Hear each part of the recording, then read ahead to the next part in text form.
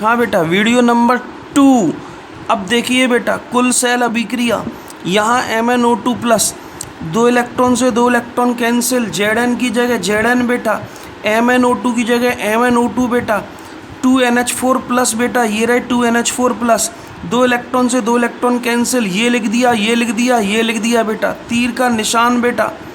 अब Zn+2 बेटा, ये रहा Zn, यहाँ Zn+2, ये देखिए Zn से Zn+2 बना बेटा, है ना, यहाँ से तो Zn+2 और लिखना है मेरे को, Zn+2 बेटा प्लस। अब Mn2O3 बेटा, Mn2O3 प्लस H2O बेटा प्लस 2NH3, 1 2 3 और ये Zn+2 बेटा, ये आपके सामने है, ठीक है। ये हो गई कुल सेल अभिक्रिया। सीसा शुष्क सेल के अंदर या लैक्लांसी सेल के अंदर होने वाली कुल सेल अभिक्रिया बेटा।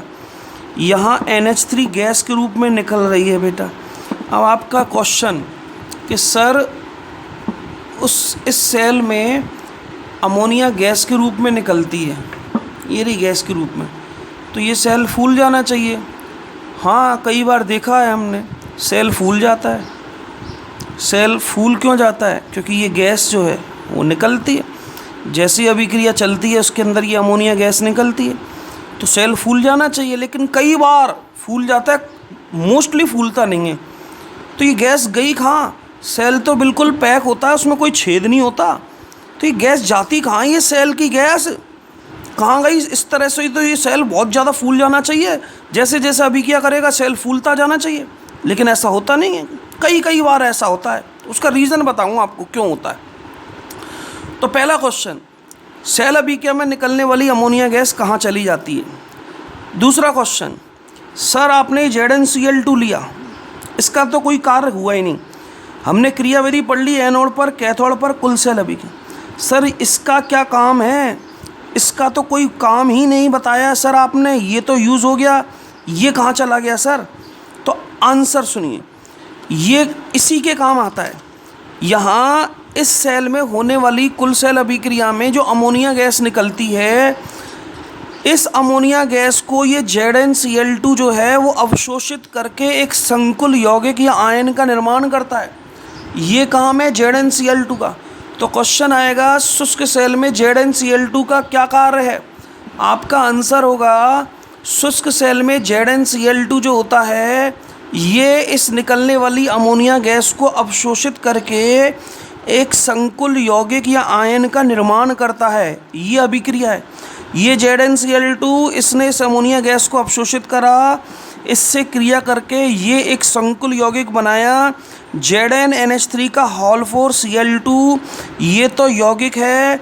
अगर मैं आयन की बात करूँ तो उसे तोड़ देता हूँ, तो ZnNH3 का होल 4 + 2 Cl-, ये अलग, ये अलग, ये आयन, ये यौगिक इसका निर्माण करता है और इसको ये अवशोषित करता रहता है। इसलिए यहाँ अमोनिया गैस निकलती रहती है और ये उसको अवशोषित करता रहता है और सेल फूलता नहीं है। कई बार जब ये सूख जाता है उस परिस्थिति में ये अमोनिया गैस जब निकलती है तो सेल फूल जाता है। कई बार ऐसा होता है, ठीक है, मोस्टली नहीं होता, कुछ बार ऐसा हो जाता है जब ये सूख जाता है, ठीक है। ये शुष्क सेल की क्रियाविधि, शुष्क सेल में होने वाली अभिक्रिया है जो मैंने आपको बता दी। इस सेल में क्या अभिक्रिया होती है, किस तरह से सेल काम करता है, ठीक है। MnO2 इसके अंदर बदल गया, इसमें होने वाली अभिक्रिया आपके सामने।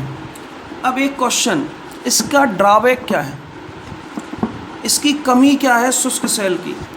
कई बार क्या होता है बेटा, ये जो शुष्क सेल है जब हम इसको उपयोग में नहीं करते, मुख्यतः बरसात में ऐसा होता है, ये सेल फूट जाता है।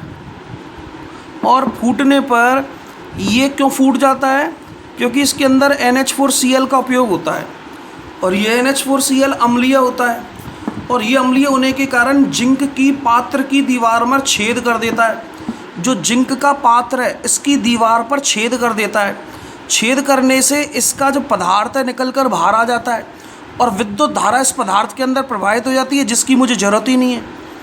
तो ये सेल फूट जाता है क्योंकि अम्लीय होता है और उसमें छेद कर देता है।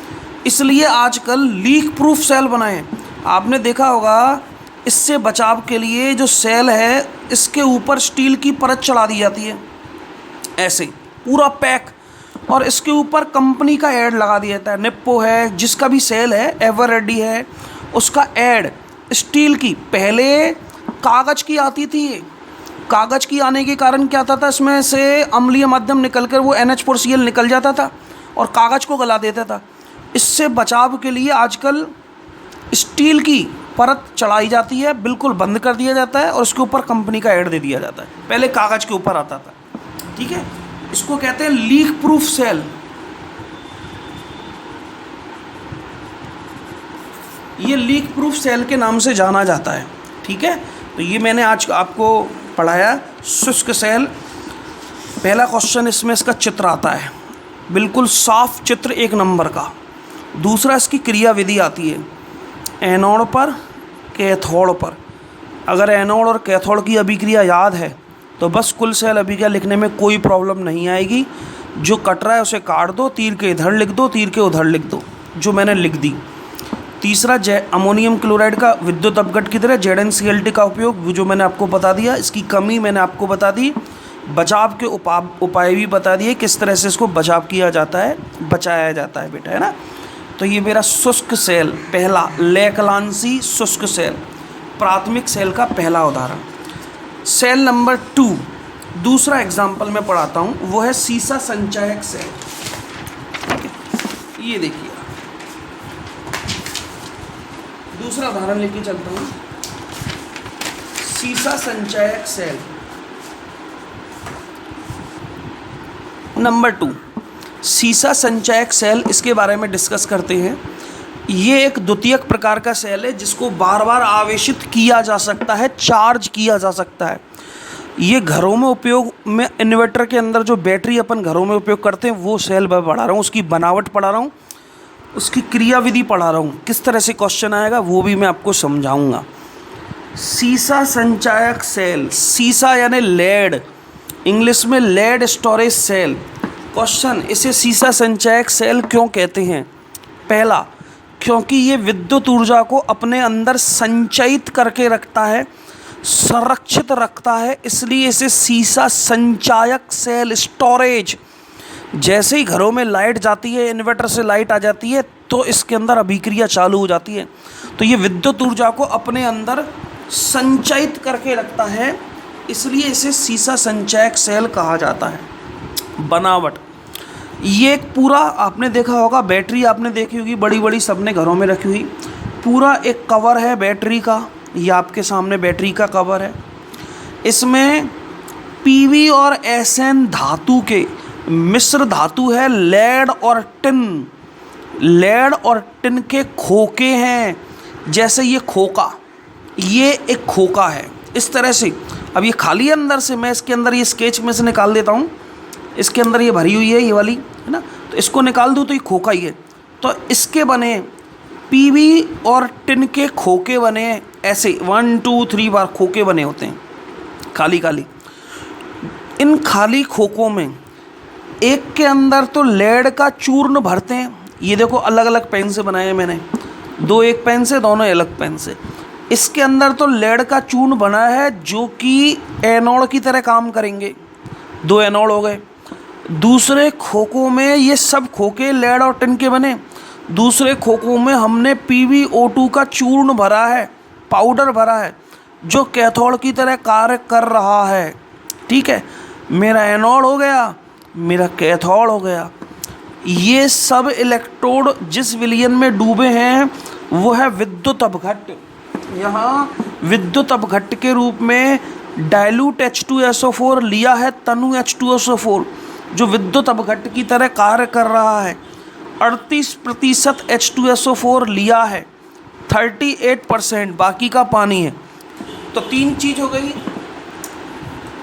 एनोड हो गया, कैथोड हो गया और विद्युत अपघट्ट हो गया। ये मेरा सेल तैयार, एनोड कैथोड विद्युत अपघट्ट से सेल तैयार हो गया। इसमें एनोड वालों को एक साथ जोड़ दिया, इन दोनों को एक साथ जोड़कर एक टर्मिनल, एक क्लिप निकाल दी बाहर ऐसे। कैथोड वालों को एक साथ जोड़कर एक क्लिप बाहर निकाल दी, एक तार एनोड का, एक तार कैथोड। मन्नो अकेला जाए से